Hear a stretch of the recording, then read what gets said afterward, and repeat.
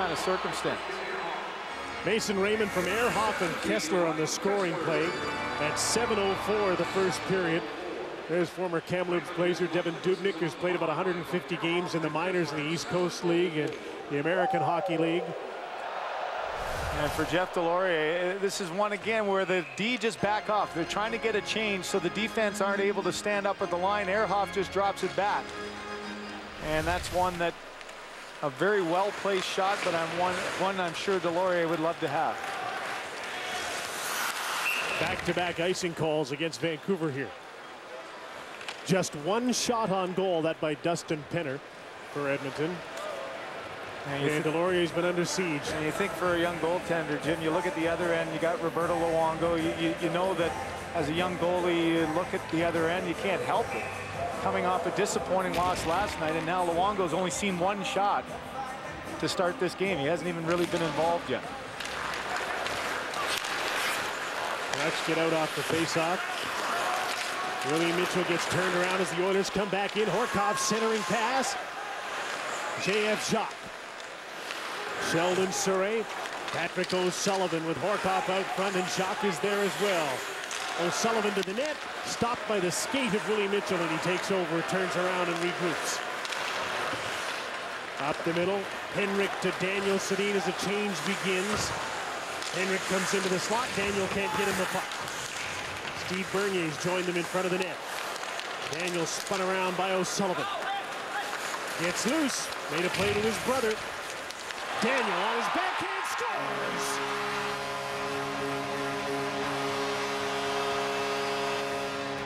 That's going to be it. Jeff Deslauriers is going to come out. Devan Dubnyk will make his debut. It's 4-0 Vancouver.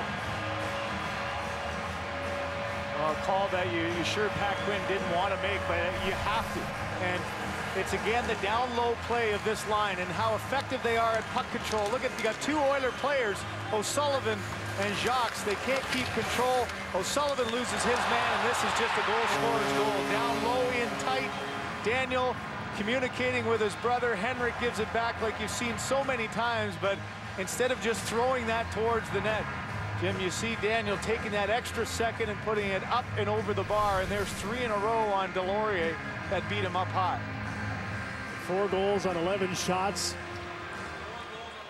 And 23-year-old Devan Dubnyk, who played his minor hockey in Calgary, junior in Kamloops, is into the hockey game. Daniel Sedin's first goal of the season. He missed 18 games with a foot injury, so here in game number 25, he finally gets his first. Here's Kyle Wellwood to Bernier. Tried to greet Dubnyk with a first shot on goal, but that was blocked. That's a tough position for Dubnyk to come in, but really you've just got to take the mentality of don't feel any pressure. Just get into the game and start playing it. I mean, a 4-0 lead, you don't have to worry about winning. You got to worry about getting your team back in. There's Wellwood centering pass, Tanner Glass, and Bernier out front. Bernier had a weak shot that didn't get through. Now the Oilers are really reeling here. They can't get out of their own zone. Chasing the Canucks as Ehrhoff pinches in along the boards, makes a play to Kyle Wellwood. Alexander Edler, slap shot, that deflected in front to the corner. Daniel Sedin comes on as the Canucks are changing and really pouring it on here against the Oilers halfway through this first period. Trying to get into the action. Luongo moved the puck. Yannick Hansen towards the net. Taken away by Vishnowsky. He turned it over. Ryan Johnson shot, and a nice glove save by Devan Dubnyk. In our Hockey Night in Canada bio presented by Subway Restaurants is Gilbert Brulé of the Oilers, for whom the novelty of playing in his hometown of Vancouver 5 years after he starred with the Vancouver Giants has not yet worn off. Usually requires 10 tickets or so to accommodate his friends and family. And Jim, in a stretch where Pat Quinn hasn't liked much about his team, Brulé did win his confidence playing on that line with Penner and Gagne. He was 1-1 last night. It's a wonderful opportunity for him to get 18 to 20 minutes of ice time, get some special teams play, and that's what players want. In order to get your ice time up, you better be able to penalty kill and get some power play time, and he's out there right now. Short-handed though. Here's Ryan Kessler to Mason Raymond, and it's out of his reach. Kessler and Raymond didn't kill much at all against Los Angeles back in that role tonight. Gilbert Brulé shoots, 2 posts and out, rebound, Gagne scores.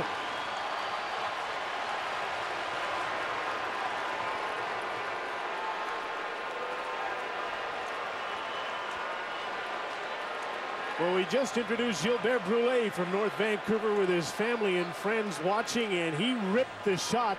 Almost like that Subway bio shot. Yeah.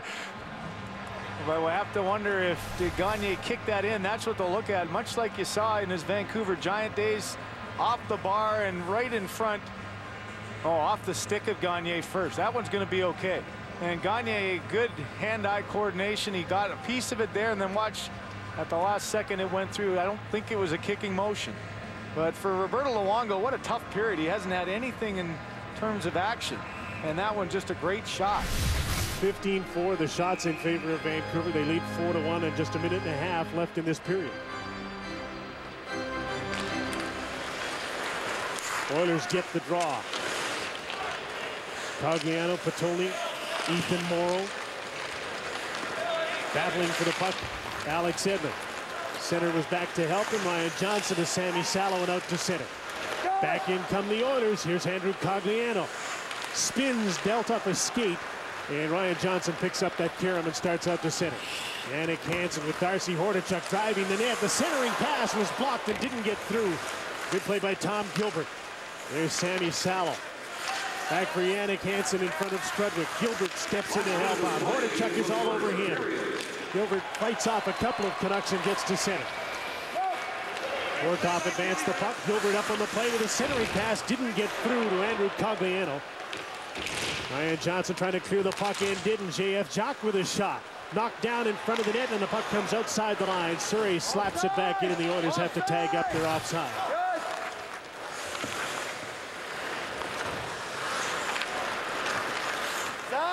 Sammy Salo straight up the middle. Steve Bernier in on Sheldon Surrey. Tanner Glass from Craven, Saskatchewan walks out, takes a shot into the crowd in front. Here's Glass with a shot, he scores!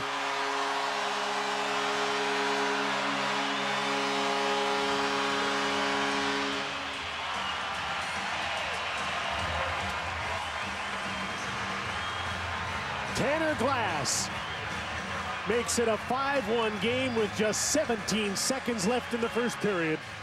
And Glass with goals in back-to-back games just follows up the dump in by Bernier, keeps the puck alive, and then a good hard effort getting to the net again. Loose puck, turnover, and a bit of bad luck for Devan Dubnyk.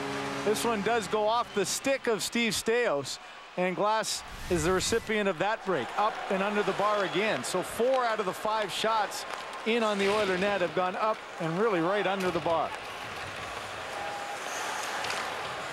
J.F. Jock put the puck up along the boards, intercepted by Kyle Wellwood, and the first period comes.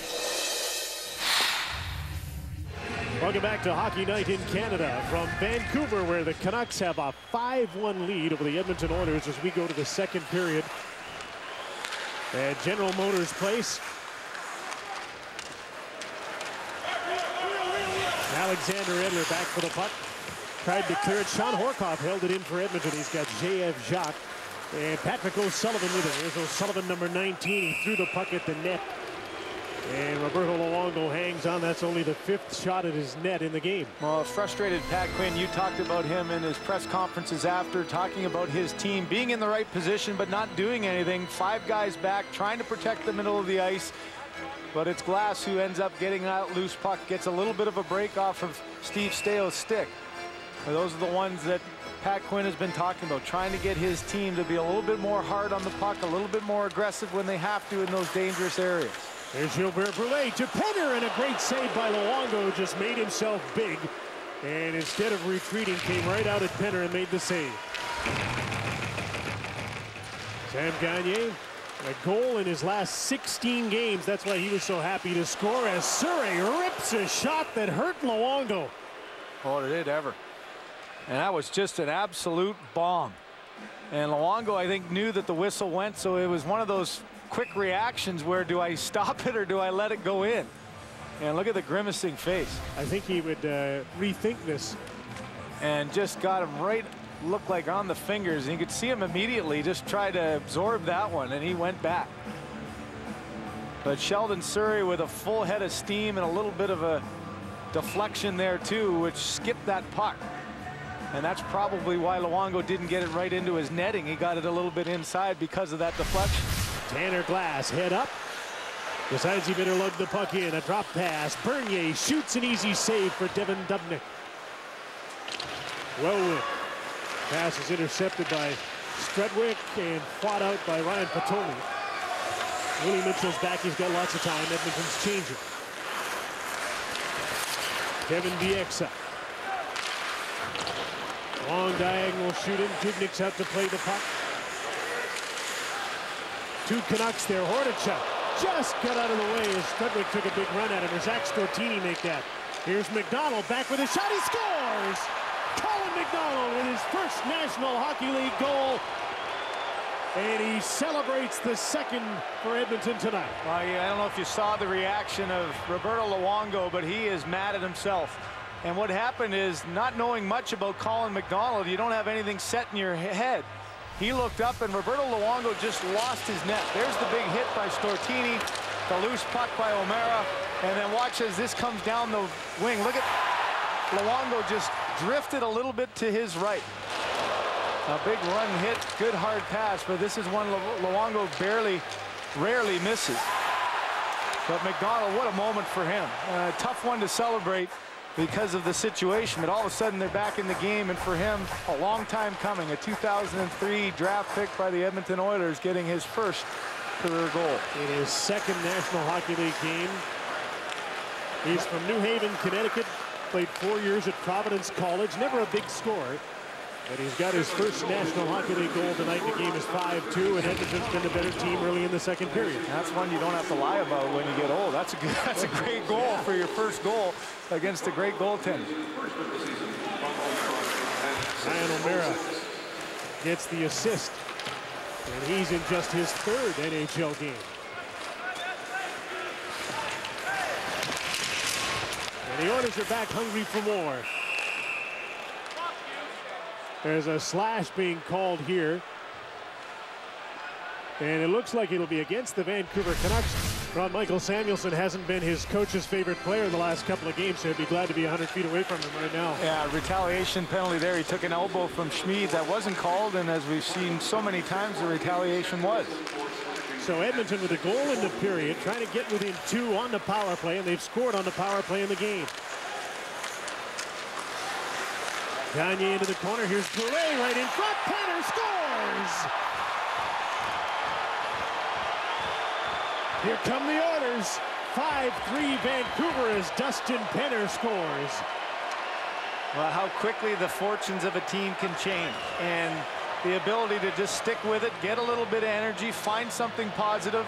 Roberto Luongo lets one in that he felt he shouldn't have off a great shot by McDonald, and then execution on the power play. Cross-seam pass that Penner just simply gets it there quicker than Luongo can get his leg across. A nice aggressive play by Brule, and look at Luongo, almost dropped his stick on one side as he got it caught, trying to react to that quick pass. Look at the stick got caught on the post, so he wasn't able to slide as quickly as he wanted, and tried desperately to reach those long legs over, but Penner just beat him to the corner. Out of necessity, sometimes you find some interesting combinations, and Penner and Brule have looked pretty good together. Well, how about Brule? I mean, getting a chance to really establish himself back in the National Hockey League here with all the injuries.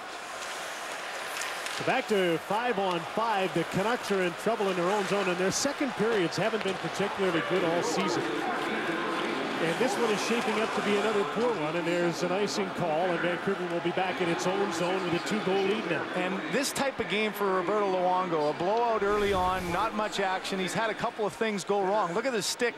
As he goes to move across, he gets it caught on the post. He can't get it past that post, so it's just a game of inches. And that little slow delay stopped his leg from getting there on time. And credit Dustin Penner. You couldn't make that shot very often and put it any closer to the post that he did. Good thing he didn't nonchalant it. He got it as hard as he could. Here's Burrows trying to go up the middle. Ladislav Schmid back the other way. The Oilers have some energy. Here's O'Sullivan with his shot. And he missed the net. Trying to beat him high glove again. Now you've got the exact opposite, where the white sweaters are all standing around. And this is so difficult when you've had that big lead to keep your energy and keep your focus. And right now, Alain Vigneault's got to get his bench inspired because they don't have it. They got up 4-0 in a hurry.